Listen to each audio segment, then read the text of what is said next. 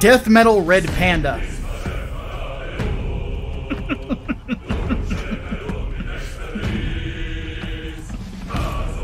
Words you never thought you would say.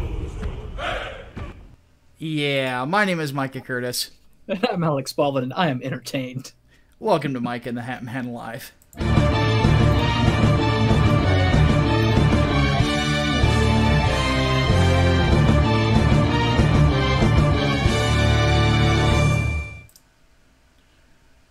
Alright, let's go ahead and get into it.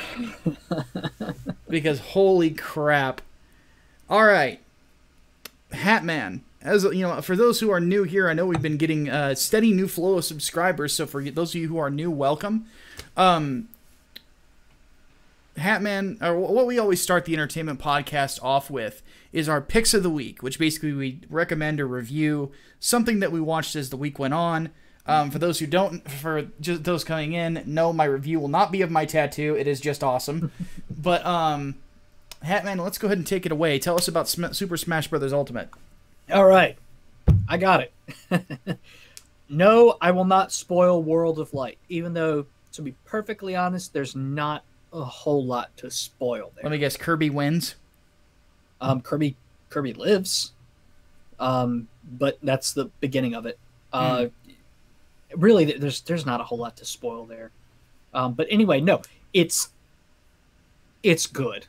It really is good. Even if it feels basically like an expanded port of Smash Brothers for Wii U, it's still really, really good. World of Light, like when they said it'll take you 20 hours to beat, they weren't fucking around. Yeah, it takes forever to fucking beat. Oh God, yes. On top of that, pretty much like all the World of Light is set up in a way where like you're basically playing event matches to get spirits, which take the place of trophies now.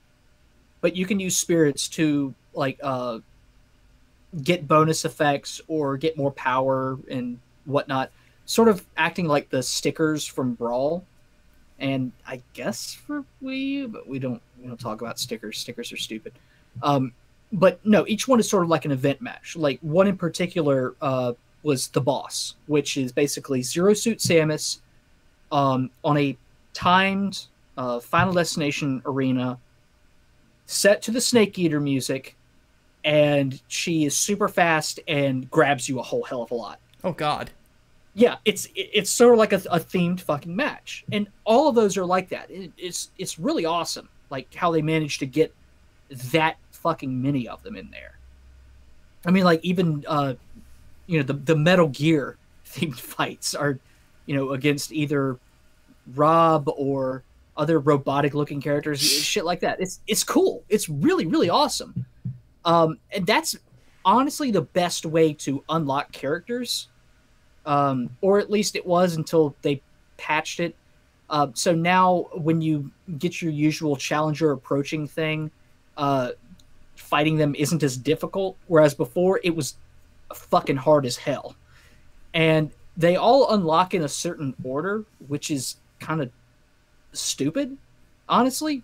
I wish they would have all just been unlockable from the start, and you just unlock the stages instead, but yeah, we don't get everything we asked for. But Micah, you'll be happy to know fucking Simon and Richter are great. That's what I've heard. They're amazing. Oh, they're great. Seriously, it feels like they got ripped out of their fucking games. Like you can even like twirl the whip and everything. I'm okay. Yeah, it's great. It's absolutely fucking wonderful. The only thing is you cannot whip diagonally with Simon or Richter.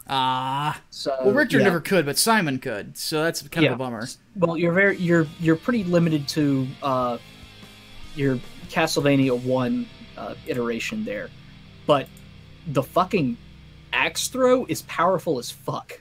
We have been moneyed at.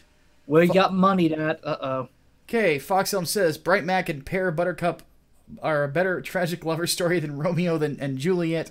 Change my mind. Oh my.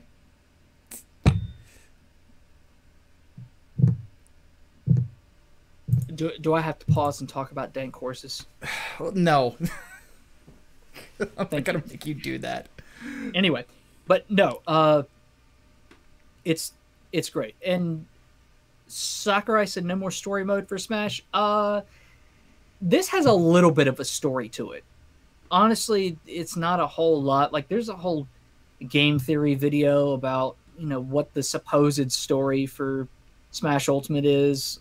I don't believe it. A bunch of characters from a bunch of video games beat the shit out of each other. Honestly, yeah, it feels like a child with a bunch of figurines from a bunch of different video games making them fight, just like Smash 64 was. Darth Bobcat has moneyed at us and says, I wish I could think of an actual question, but I can't think of a good one, so have $5. Thank you. Thank you. I actually do kind of need money, so that's always awesome. But no, it's fucking, it's a fun fucking game. It's really fun.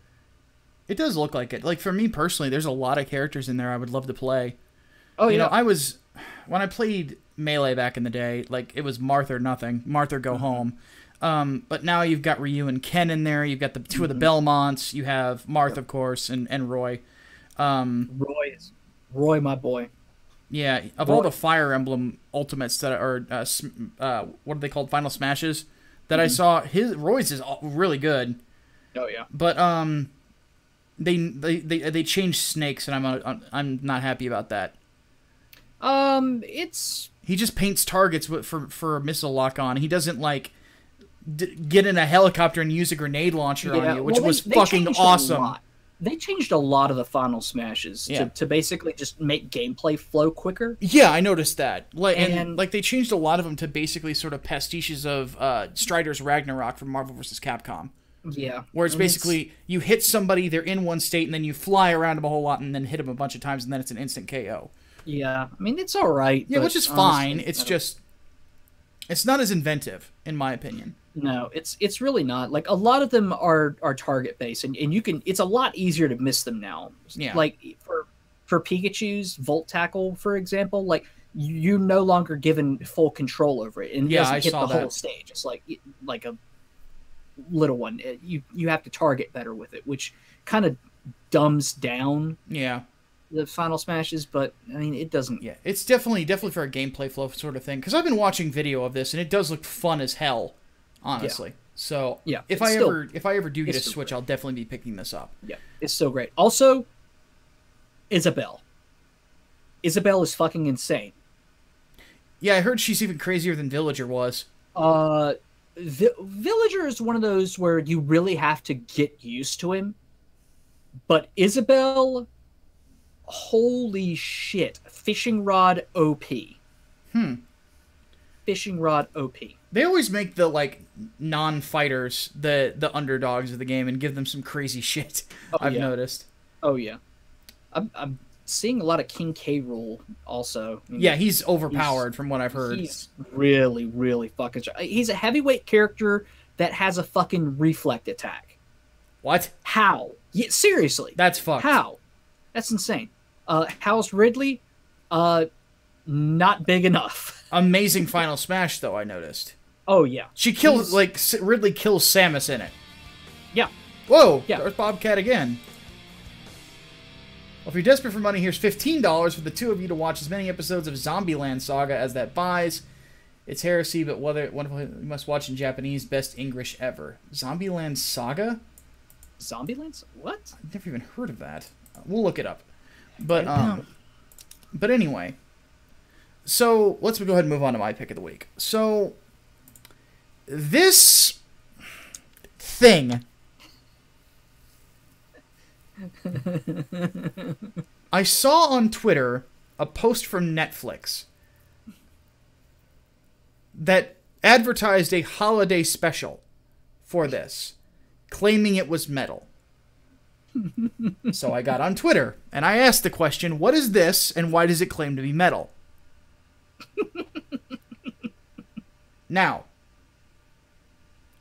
for those of you who do not know, right now I am wearing an At the Gates Slaughter of the Souls shirt, I'm wearing blue jeans, and I am officially tattooed. I'm about as metalhead as you find. I sort of look like your stereotypical death metal guy, because I'm big and fat. but fuck it, I don't care. I love mosh pits. All right, so I mean, my fucking tattoo artist and I were discussing. This only took 2 hours, and like we were talking death metal the entire time, and stuff like that. So, but anyway, somebody told me that it was actually a really entertaining show, and it was kind of like Japan's version of The Office in a lot of ways. Now, I've never seen The Office. I saw the British version, like a couple episodes of it, and it was pretty funny. I'm like, you know what? I have nothing to watch. I'm only kind of playing Far Cry 5, like, here and there, you know, and right now we're waiting on the Prince to get back from Bob Stone for Project Lazarus, so I'm kind of, like, not doing a whole lot right now. So I'm like, you know what? I could use a show to watch. I really could. So I watched the entire first season, and what I found was a show that was genuinely entertaining. Just in how absurd it is, but yet relatable enough to anybody who's ever worked in an office to go, yeah, there's just enough truth in there to identify with some of the characters. You know, like the character of Aggretsuko, who is the fox you see or not the fox, the red panda you see in front of you, is this nice, somewhat sheepish girl who works in a Japanese office building and is an accountant. And her boss is literally a misogynistic pig. And very literally, yes. Very literally a misogynistic pig. And not like the Gawker definition of misogynistic, like actually misogynistic. No, like very, very openly, like belittles her for being a woman and constantly. Yeah, very traditional gender roles. Yeah, like this dude is like if Nick Fuentes was an accountant. You know, it's like Jesus Christ, man. So anyway,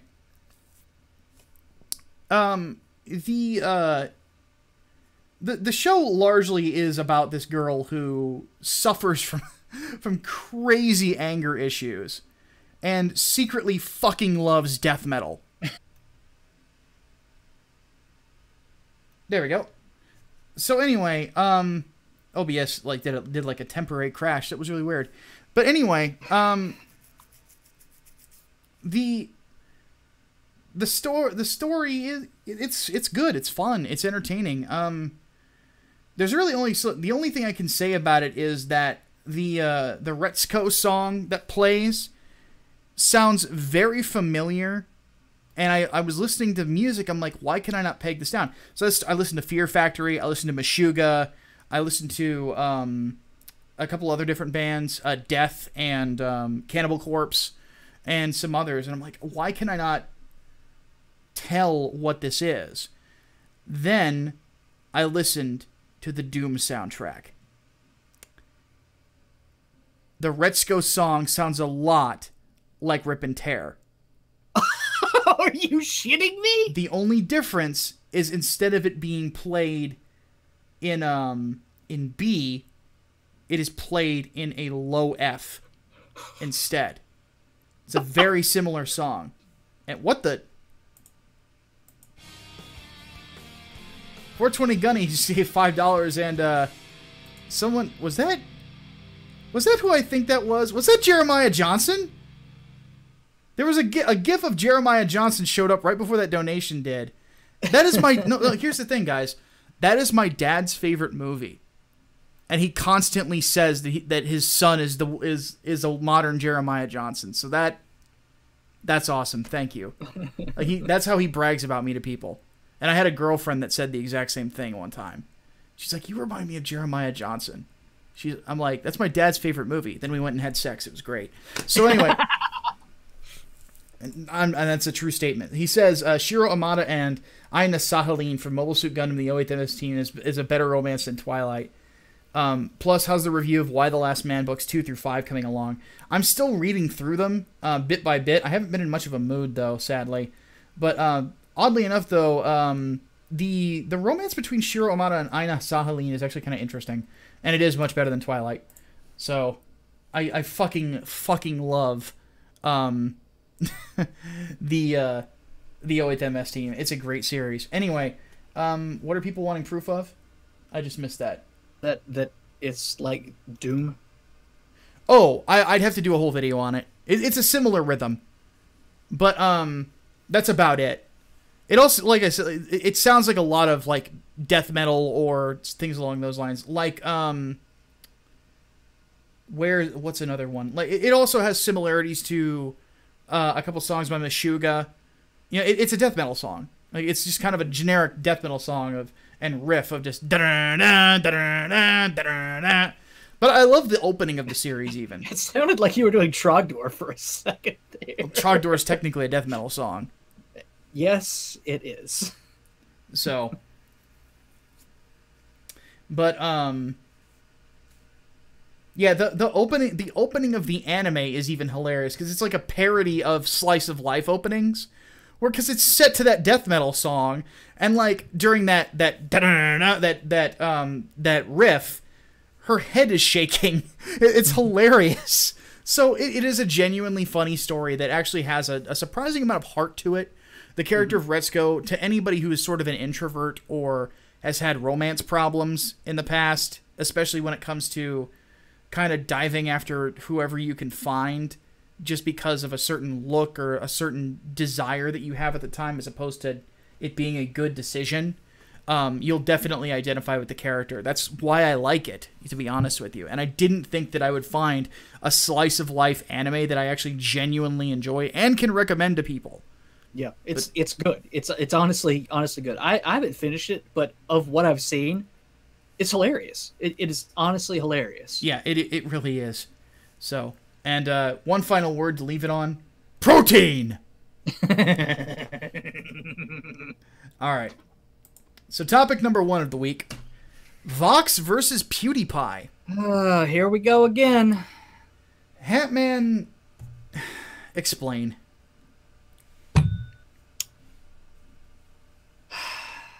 Vox is basically pulling another Wall Street Journal. Because PewDiePie recommended a channel that apparently is run by an alt-right dude. Allegedly. I don't even know the details about the dude's channel, but he was accused of being an alt-righter. And because PewDiePie recommended him, oh my god, PewDiePie is an alt-righter, alternative influence network. Whee! Pretty much. Yeah. So again, it's basically trying to reignite the goddamn adpocalypse. Except I don't even know if I'd call it the adpocalypse this time. More along the lines of a fucking exterminatus on any undesirables on the platform. Sort of like what we've been seeing lately. Yeah. Now let's think about this for a second. PewDiePie just had Ben Shapiro do a meme review on his channel. Mm-hmm. I kind of have my doubts that he gives a shit about Jewish people being Jewish people. Mm-hmm. Oddly enough, the same people who were calling him alt-right also tried got mad at him for humanizing Ben Shapiro. Yeah, well, that's the thing.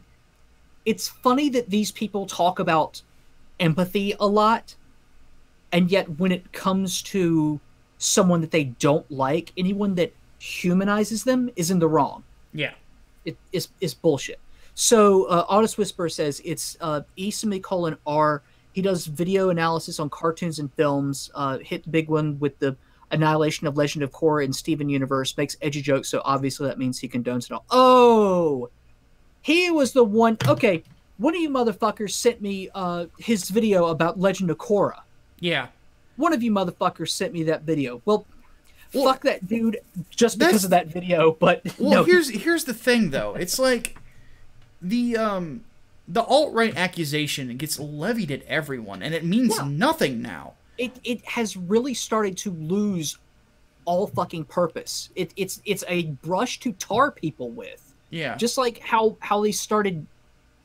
You ever notice how they started using that or Nazi as opposed to like racist, sexist, homophobe? Yeah. And that's what they were using before 2016. Now it's alt-right, alt-light Nazi. Yeah. But the problem, and I remember, like, the only reason that my channel, I think, got as big as it is because I started mocking them with the Deus Vult thing, and now it's tattooed on my arm. You know? But that's the thing. It's like, they try to make anything alt-right. Christianity is apparently alt-right now. To them. Like, which is fucking ridiculous. Because if it wasn't for Christianity, we wouldn't have the equal rights that we do. Mm-hmm. Wouldn't have inspired Locke, wouldn't have inspired Bonhoeffer, who in turn inspired Martin Luther King Jr. Intersectional dipshits. No, we cannot just judge people by their merits anymore. We have to go all in on their politics. You're either good or bad because of your political beliefs. Yeah. It is pants on head retarded. Okay. Hatman, you have to explain why you like Legend of Korra real quick. Okay. Korra is good because it's... Come on, Hatman. Okay, no, it's hard to explain. But like the character development of Korra, I think, goes not quite as deep as Avatar: The Last Airbender, but you can still tell like there is a really positive evolution of the not just Korra, but just the whole team Avatar. And even like some secondary characters too, like Lin Beifong and Tenzin. Like it's so good in that regard. Yeah, you've got some shitty villains like fucking what's his name from the second book. Basically, the second book is honestly not that good. But then you've got like book 3 where you have the whole idea of okay, airbenders were supposed to be good, and now we've got a villain who's an airbender who is also sort of going against an oppressive government, i.e. the Earth Kingdom and the Earth Queen, but he's still like a total fucking anarchist, and the lines are suddenly blurred there. You sort of had that in book 1, but that wasn't completely fleshed out with the I'm gonna forget their names. The Equalists and Amon. Yeah, you know, you could tell that there was some oppression of non-benders, but that wasn't like super fleshed out. The reason why I think people hate it as much as they do is because the potential wasn't maximized. Yes, I will admit it's not as good as The Last Airbender, but I still fucking enjoy it. Like, at its core, it is a character-driven story. You have a distinct difference between Aang and Korra in that Korra wants to be the Avatar. Aang was a lot more of a reluctant hero. Korra is a fucking ready, fire, aim sort of person. And the whole story is basically her learning to aim before fucking shooting, if that makes any sense at all. And I know that was kind of a all over the place explanation, but I've got a minute, so I hope that was good enough. There you go, folks. I don't know what any of that meant. So no. I was watching an Armor King combo video while you did that. So, oh my god! Because for those who don't know, my pick for this week almost was just Armor King, because I fucking love Armor King. I have 3 characters I play in Tekken 7, and it's King, Geese, and Armor King. That's it.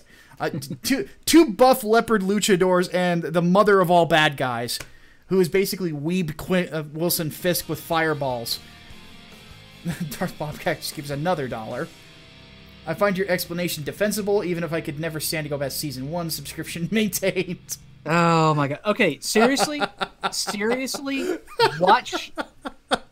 Read a summary of Season 2 and then go to Season 3. Season 3 is the best of Korra, in my opinion. It's honestly, like, Zahir is a fucking great villain. Audis Whisper says, oh, in Adventure Time did the best gay hooks suck at Korra.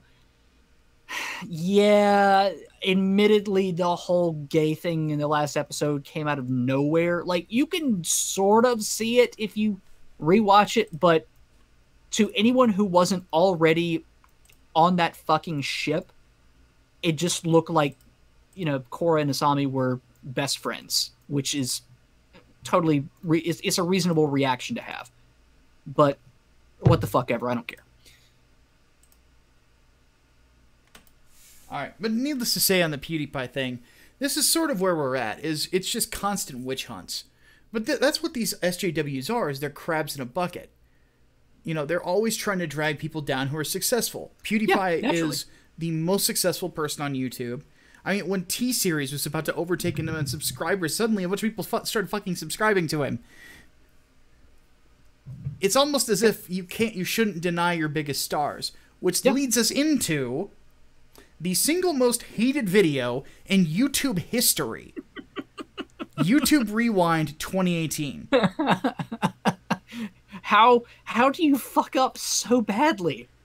How do you fuck it up this badly? But you know what? It is symbolic of what YouTube has become. More about the two. Like I recognize. Yeah, I look at this list of like people in the bottom like there, and I recognize one, and that's Ninja. And that's only because I saw him at the Game Awards. I had no fucking clue who he was. I have no idea. I had to look it up. Those fuckers are. Yeah, I don't know any of them. Fuckers are. I mean, is that fucking Fortnite? Why? A Fortnite streamer more known for being on Twitch than YouTube.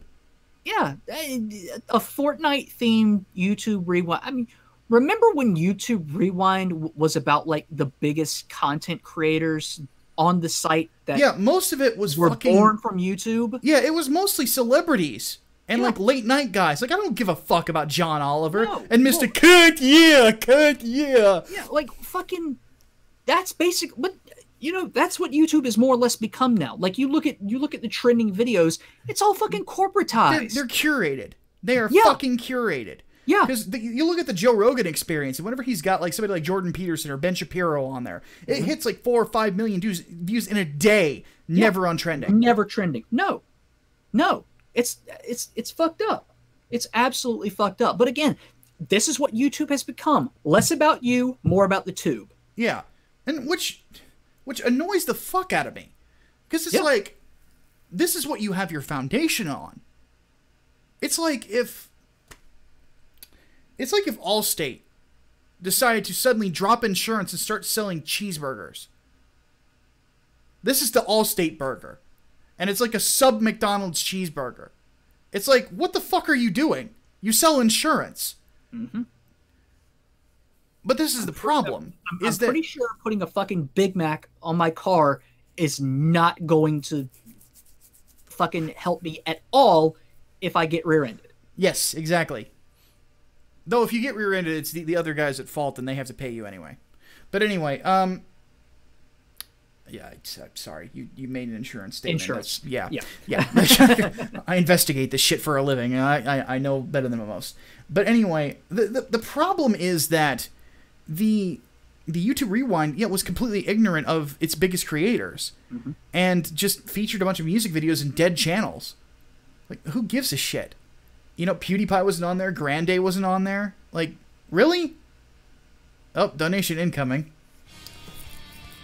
420 Gunny gave us $5, and he says, "I know it's a little late, but I'd like both yours and Hatman's thoughts on BlizzCon Diablo Immortal game announcement backlash and Pat the NES Punk's Diablo Mobile." I don't know anything about what Pat the NES Punk says, but you know, for better or worse, Diablo Immortal is something nobody wants. So no, I think we did talk about that on an overflow. We did. And just briefly, nobody wants the fucking game, so it's nobody not gonna. Fucking wanted it. You know, of course we have phones. That doesn't mean that we want to play a fucking Diablo game on it. I don't even fucking play Diablo, and I know that that's a goddamn mistake. Exactly. People want another Diablo 3 expansion. Yeah, and as for Pat the NES Punk, like, when the hell did he lose his balls? I don't know. Seriously, when in the fuck? Like, he used to fucking stand up for the consumer. Now he's basically gone corporatist. No, fuck that shit. Fuck him. Fuck that shit. Fuck him. Fuck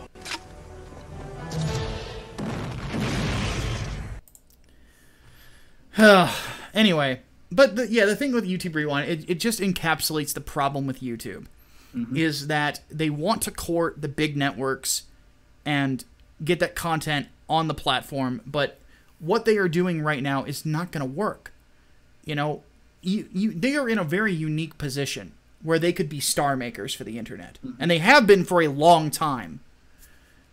But they are just unwilling to do so anymore because they think that going back to these old ways is going to help. No, like, let things grow organically.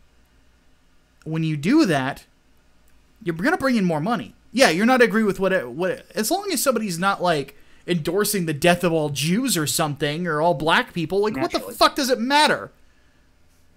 Who fucking cares? Yeah, it's like YouTube existed to basically be a different form of television. You know, one that was an open platform where anybody could contribute to. It's open entertainment. And you can and if I were running YouTube, my statement would be, hey, look, you can have anything you want here. Mm-hmm. You want politics? Here's a bunch of politics streamers. Are you conservative? Mm-hmm. Here's them. Are you a liberal? Here's them. Are you somewhere in between? Here's your crazy libertarians. Yeah. You know, video games, like all of it. Yeah, you were not limited to the curation of network executives. Exactly. You were affected by ratings, but that was on you. Exactly. You built your shit up. You did not have to worry about being canceled by some higher up because you said something that they didn't fucking like. You are only beholden to your audience. Exactly. Now YouTube is not only refusing to fucking defend and even acknowledge its content creators now, but it has gone all in with the corporate fucking executives promoting television shows because they want to get into fucking TV. Yeah, and it's not going to work. Ads all over the place? No, it's not going to work. It's bullshit. They came to replace TV, and now they're becoming TV. It's like, build your own stars, have your own categories, you know, and bang, you've got a hell of an audience, and they have for the longest time.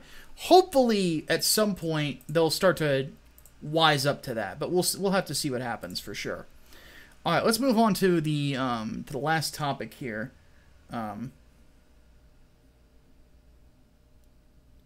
Mundane Matt thinks they should remove the dislike button. I talked to him about that. I think removing the dislike button is a bad move. If you're going to go that far, I'd say just get rid of likes and dislikes altogether. Go back to the fucking 5-star system that they fucking had. I guess, but Matt, dude, Matt, take a fucking break. Seriously, take a fucking break. Also, why the hell did they ever get rid of video responses? Yeah, I'm kind of curious about that. I liked those. I liked those a lot. So, all right.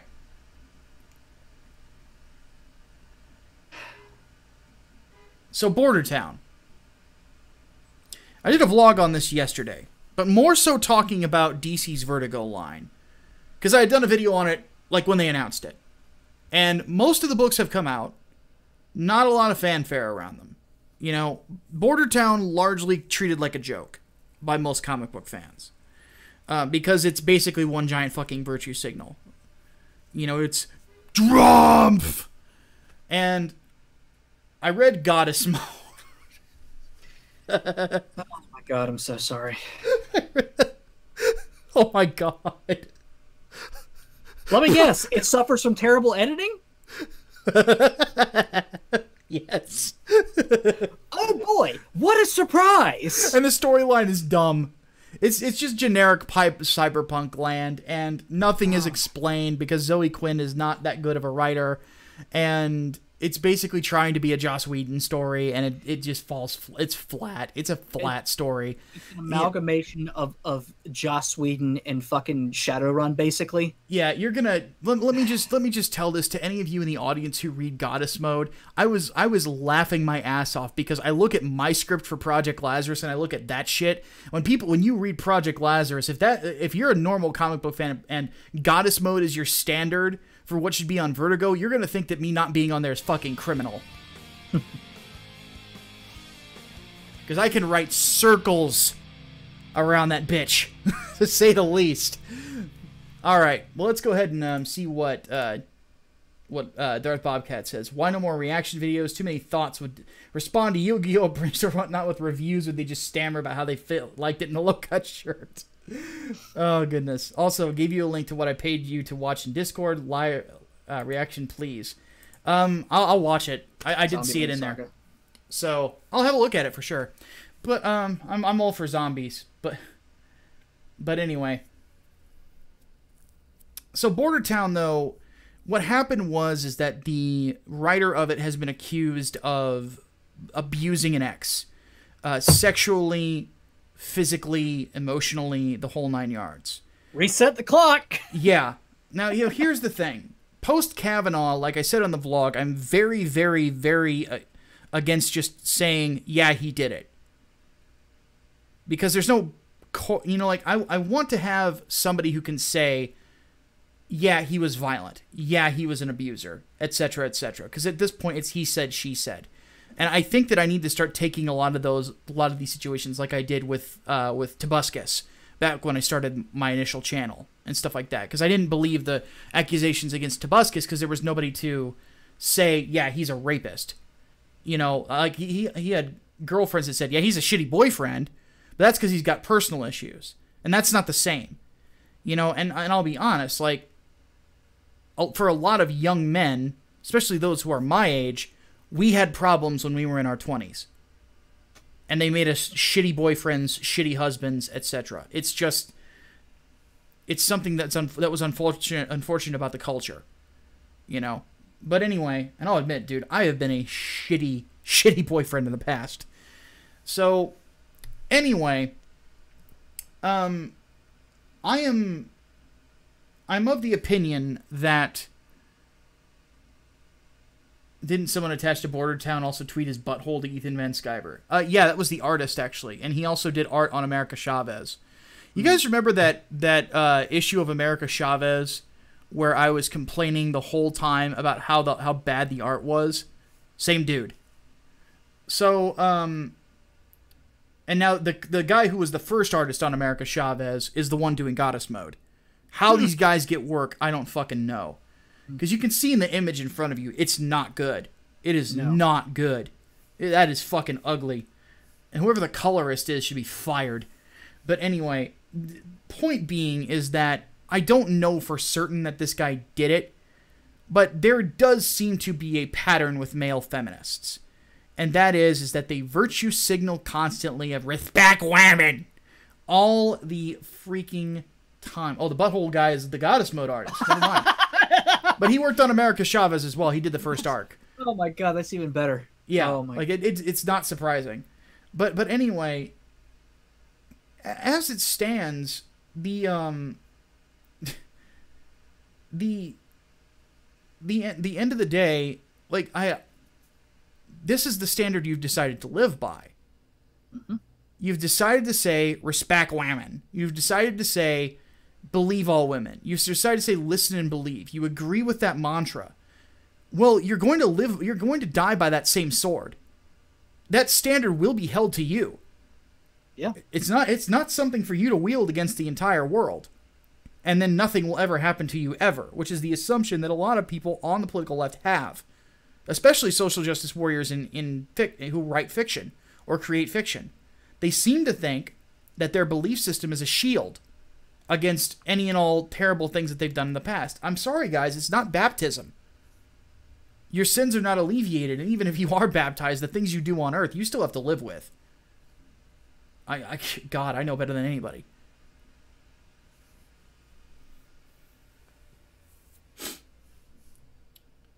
But this is... The funny thing about it is I wish I was surprised. But this has happened over and over again. With Matt Hickey, with, who else? With Devin Ferrasi, and others. And there's been, confirmation of some of them. So I'm going to wait to see confirmation on this one. But it wouldn't surprise me if this guy's a shithead and people have been covering for him for years.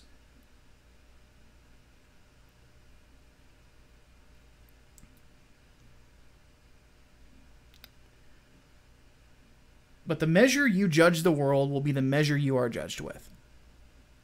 That is the end of it. If you turn everybody who doesn't think the same way you do into an apostate, the instant that you behave in any way, shape, or form that is like the outsider, they're going to hold that over you. And you're going to lose everything. Because anybody can make an accusation. You know, we talked about this last week on the Politics podcast, oddly enough. Anybody can make an accusation or make a claim. It's not hard to do. You know, I can claim whatever I want, and you can believe me or you can not believe me. Whatever you choose to do is fine. But in this particular case, you have thrown out the idea that evidence is a necessity to assign blame to someone. The rest of the world hasn't. And it's been used against you, and you deserve it. Mm-hmm. Who was it who said you made your bed, now get fucked in it? Randy Harper. Yeah. Welcome. Yep. Thou hast been fucked. Mm-hmm. Remember, even if it's social justice, justice for all. Mm-hmm. All right. Let's go ahead and move into the Q&A. So, I had saw one in the Discord here. Let me have a look. I'll use my phone instead.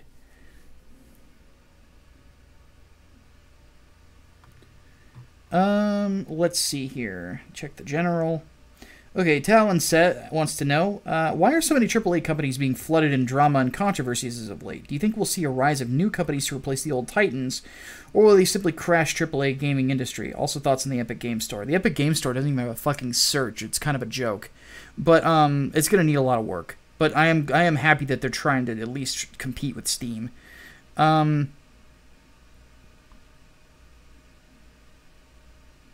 But yeah, I think that really the free market tends to take care of itself. I have a feeling that that new companies will probably come in. Unless, of course, you're trying to be a social media company, in which case, good luck with that. Yeah, but Rick wants to know, why do we think Star Wars prequels have made so many memes? Because it's one giant joke. Honestly, I don't know. I guess, yeah, because like some parts are just so unbelievable that they're just outright funny. Because even the I don't like sand thing was a joke like a couple of years after fucking episode 2 dropped. Yeah. So maybe it's because of that. I don't fucking know. It's hilarious. I don't. We do have a Twitter question. Go for it. Duke of Tumwater asks, Micah, how does it feel to share a name with one of the most hated fictional characters of 2018?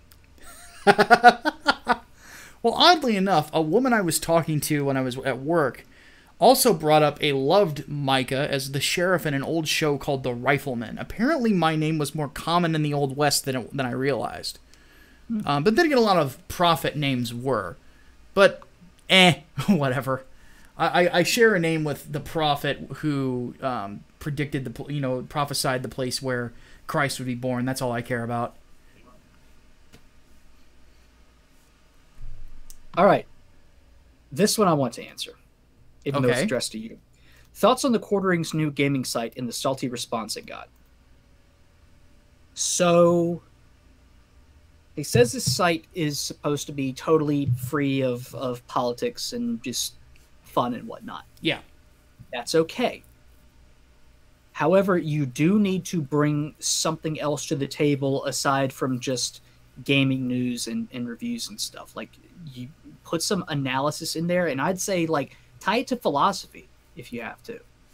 Like, Yeah, we talked about this before, actually. Yeah, don't go all in on social justice. Like, of course you don't want to go all in on social justice, but you can't just be we're going to be more facts based and just very bland. Like nobody's going to want to read you at that point. Yeah, you have to have personalities. Yeah, But I think Yeah, I don't think you they're really gonna have a problem with that. I certainly hope not. Yeah, and I agree. The one thing that people have asked me quite a bit though is, would I be willing to write for them? And the answer is, are they paying? Because the answer is they're paying, then yes. Trust me, if I could make my living off of writing about entertainment for forever and writing my comic books, I would do that instead of what I do now for a living. Absolutely. I would much rather do that because it's more fun. You know? I like what I do for a living, don't get me wrong, but I don't love what I do for a living. I like it. You know, it's fun, it scratches a certain itch for me. But writing fiction is what I live for. You know? But yeah, I would definitely work for them. Like, if they wanted to have somebody on there who knows business, knows markets, like, you're looking at him. That's kind of my thing. So, all right. Hardboiled Entertainment says Jason Momoa is riding high as Aquaman. He proclaimed that he's spoken with Henry Cavill, and Henry's not going anywhere, which means Amy Adams could still be Lois too. Thoughts? I don't... That's the thing. I like the idea of Henry Cavill. I hope I didn't give the impression that I didn't. I like Henry Cavill as Superman quite a bit. I like Amy Adams a lot as Lois Lane. I love Jason Momoa as Aquaman. I'm looking forward to that film. That comes out really soon, doesn't it? Next week. I fucking loved that he and his family did a haka at the premiere. That was badass. There were some limited screenings today, actually. Yeah, so I'm going to see it, for sure. Oh, yeah. I'm gonna see and it here's the thing. I want the DCEU to turn itself around. You know, and I do... I did watch those videos you pointed out to me about Snyder, and I do think that my thing about Snyder is I think that he really has the potential to be very good as a director. He has to have the right producers around him and work to his strengths. And I didn't really think that Superman really quite, was his thing as a director. No. I would watch the fuck out of a Zack Snyder Lobo movie, though. Yeah, that'd be fucking A, dude. Like, that'd be great. So, I still don't have a whole lot of hope for the DCEU. I still say they need to just hit Flashpoint and then reset everything. I think there's just been too many fuck ups already. Well, I'm of the opinion that anything can be redeemed. It's just they have the right elements. It's just the execution is the thing. You know, but that's true of any medium, really. Yeah, you can have the right element, you can have enough money, but if you don't use it properly, then you're fucked. In video games, we call it, you could call it the Resident Evil 6 problem. You know, you have all the right elements to have a good game, and then it just doesn't come together for whatever reason. Well, I think they've had too many fuck ups already. They just put themselves in too deep of a hole to dig themselves out of. Yeah. To each their own. Let's move on. Let's see here. Oh, here's an interesting one. Our favorite and least favorite fictional flags. Ooh. I'll always be a fan of the flag of the Xeon. Yeah, in Mobile Suit Gundam. That one's iconic. Yeah. Least favorite. I don't know if I have a least favorite, but we'll just say that the Xeon flag is definitely one of my favorites because it's intimidating to look at. Yeah. But then again, it's supposed to give you the same vibe as the Nazi flag, so it works. Which is why it's basically a homage to it. Yeah. Well, not homage, but a reference to. Reference on, yeah. Thoughts on school panicking over Smash Brothers Brawl symbol because it looked like a crosshair on a gun?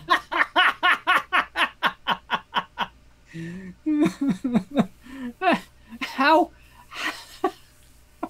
We need a what button. Just what? What? And it needs to be a collection of whats. Like between Skeletor and Stone Cold Steve Austin just rotating. You know, what? What? What? What? So. Oh my god. Oddly enough, I do a pretty good Skeletor what. But anyway. Yeah, that's... Oh my god. Here's a good one. Favorite Gundam protagonist and why? Amuro Ray. Hiro did it right the first time. I'm more of a fan of Hiro. I think they did it right the first time. Though inevitably Hiro is the best pilot. Like it's hard to dispute that. He's easily the most skilled as a soldier. I like him a lot. But for me it's either him or what's his name from 0083. I thought was really good.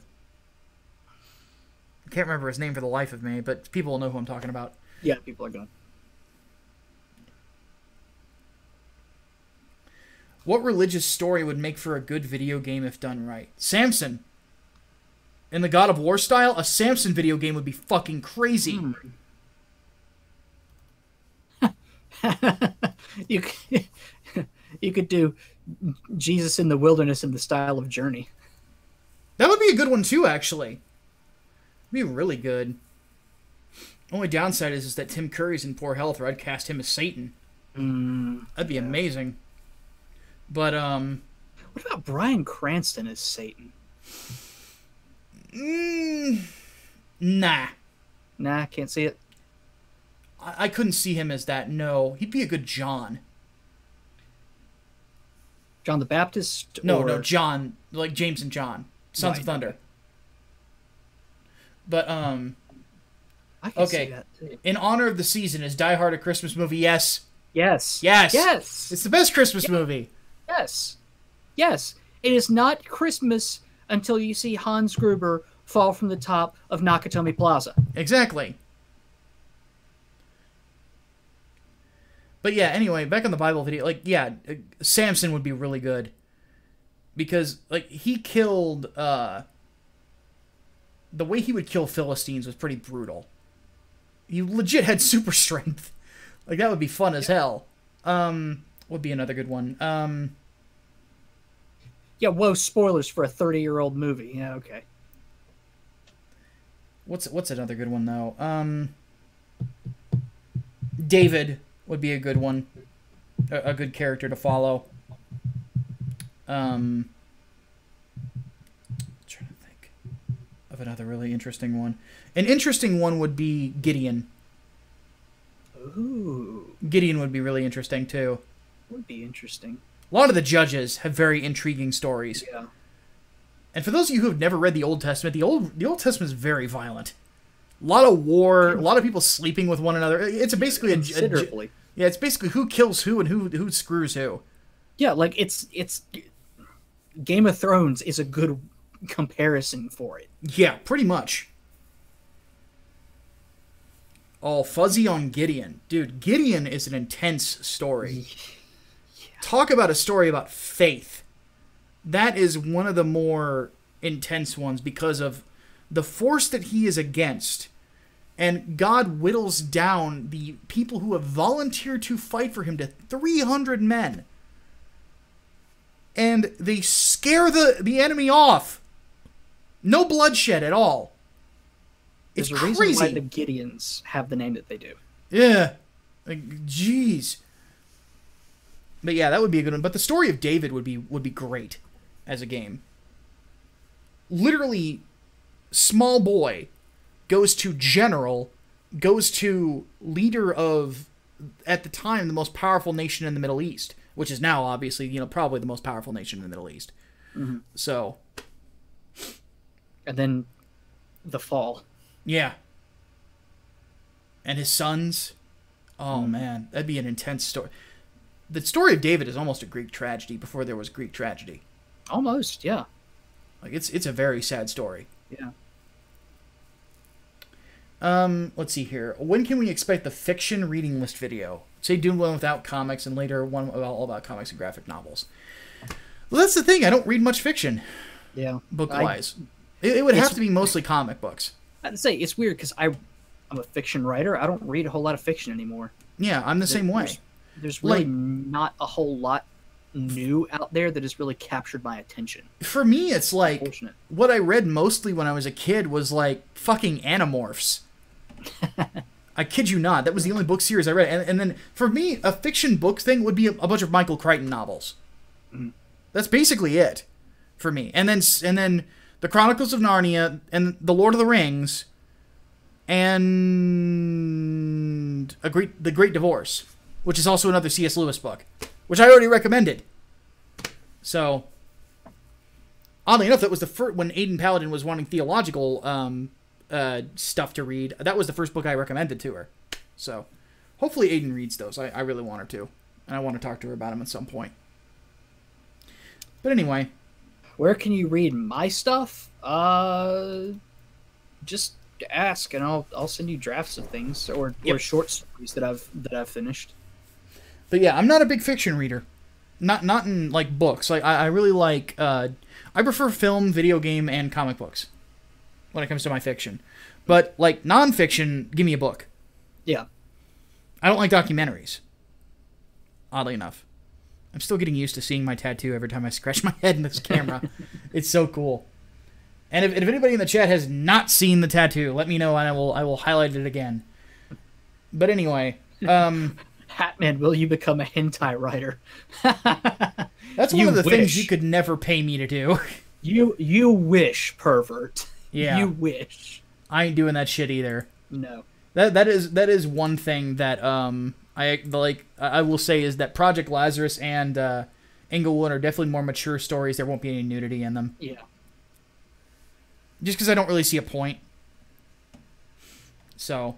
What? Okay, what is this? Thoughts on Marvel destroying their past in 2019? Thoughts on Marvel retconning of the Fantastic Four being advertised as Marvel? Yeah, they're gonna retcon a bunch of shit apparently, and fuck them. What? Why? Yeah. Fuck them. Fuck them. Fuck them.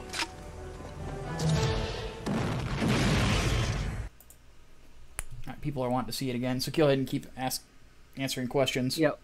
What the fuck are they doing? What are they retconning? Just like all of Marvel history? Yeah, they're retconning everything. That is, oh my god. Okay, so basically they're gonna have to start over with the characters and the shitty writers that they've got now on them now. Yeah. Good. Fuck. You know what? We haven't done it yet. Exterminatus on Marvel going forward. Definitely.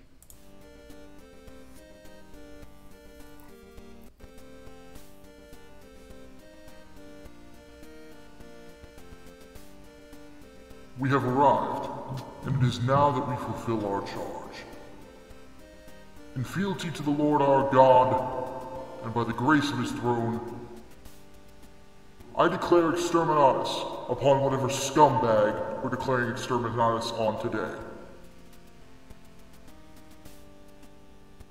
I hereby sign the death warrant of an entire wherever, and consign 1,000,000 souls, maybe, to oblivion. May imperial justice account in all balance. The Emperor protects. Deus vult, Deus vult, Deus vult, Deus vult, Deus vult. All right, folks, we have reached the end of the podcast, sadly. Let's go ahead and, for those of you who are in the chat and you didn't get your question answered, please go ahead and put it in again. Brainbox will be collecting those. Don't forget to tag Brainbox in them so he sees them. Please. Also, thank yous need to be given out to... if my thing would refresh, please. To Foxhelm, Darth Bobcat, and 420 Gunny for donating today. Especially 420 Gunny highlighting my father's favorite film of all time. So, and yeah, one last flash of the tattoo for those who didn't see it. I freaking love this thing. Look at it. Deus Vult forever. Yes. And I'll do a video talking about it at some point on my main channel. About kind of the history behind the design and everything like that. So, all right, folks. We're going to go ahead and take off, though. Don't go anywhere still, though. There's another live stream coming. We are doing game night tonight. I don't know if Hatman's going to be able to stick around, but Brainbox will be with me playing Resident Evil 5. We're going to be going through Resident Evil games up until the remake of Resident Evil 2 is released, in which case I'm thinking about streaming that thing in its entirety. So, don't go anywhere. We will be back. So, up until then, though, my name is Micah Curtis. I'm Alex Baldwin, also known as the Hatman. We will see you guys very soon. Deus Vult. Deus Vult.